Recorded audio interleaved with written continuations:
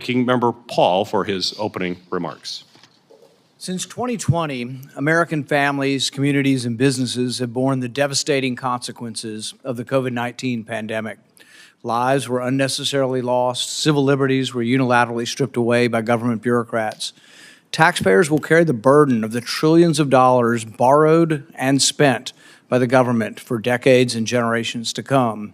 From the outset of the COVID-19 pandemic, Dr. Fauci and others within our government orchestrated a concerted effort to stifle any debate over the virus's origins. They coordinated the now debunked proximal origins paper, despite acknowledging privately that the virus looked engineered. The purpose of this vast cover-up, it now seems, was to conceal the dangerous biological research NIH and other government agencies were funding, both abroad and here at home. Over the last 4 years, compelling evidence has emerged supporting the lab origin of the pandemic and unraveling a web of deception, the vast COVID cover-up. We learned that the NIH funneled federal dollars through EcoHealth Alliance to support gain-of-function research at the Wuhan Institute of Virology, research that may have caused the pandemic. We learned that multiple federal agencies sent taxpayer funds to China's Academy of Military Medical Sciences supporting PLA research. Most recently, the Department of Defense Inspector General found that the DoD is unable to fully account for the money that is sent to labs in China because the DoD does not track funding it sends abroad for pathogen research. So what has been done since the uncovering that our government was funding dangerous virus research overseas with little or no oversight? The answer is stark and chilling, virtually nothing.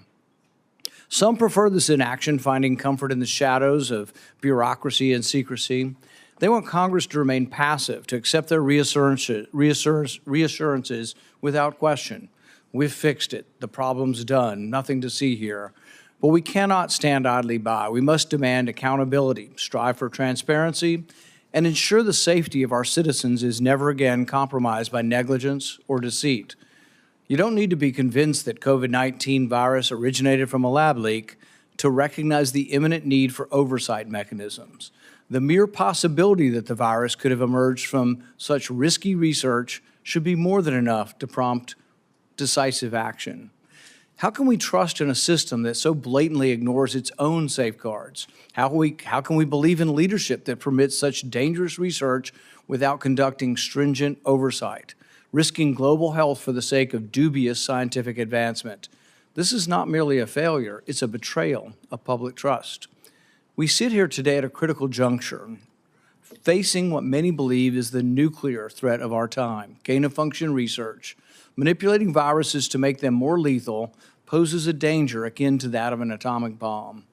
In this dystopian reality we find ourselves in, it is our duty to challenge the status quo, to shine a light on the darkest corners of government operations, and to protect the freedoms and lives of the people we serve.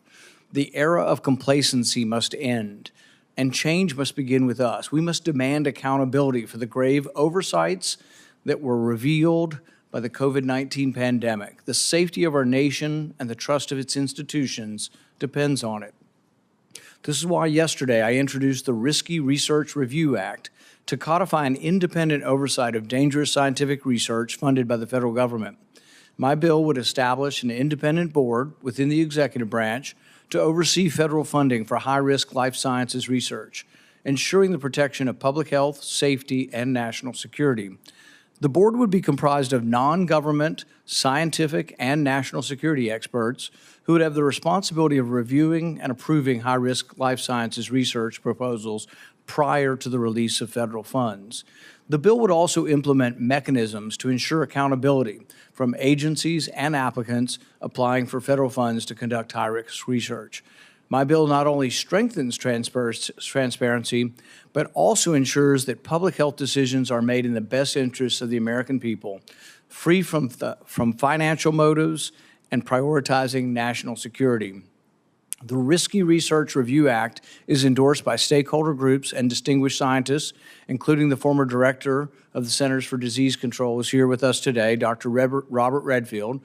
According to Dr. Redfield, if the Risky Research Review Act had been in place, it might have prevented the COVID-19 pandemic. I urge the chairman and other members of this committee to support the legislation which will begin to restore trust in science, our scientific community, and faith in our government institutions. Together, we can prioritize the national security of Americans, ensuring that we never again face such a preventable devastation. It is the practice of this committee to swear in witnesses. So if each of you would please stand and raise your right hand. Do you swear that the testimony that you will give before this committee will be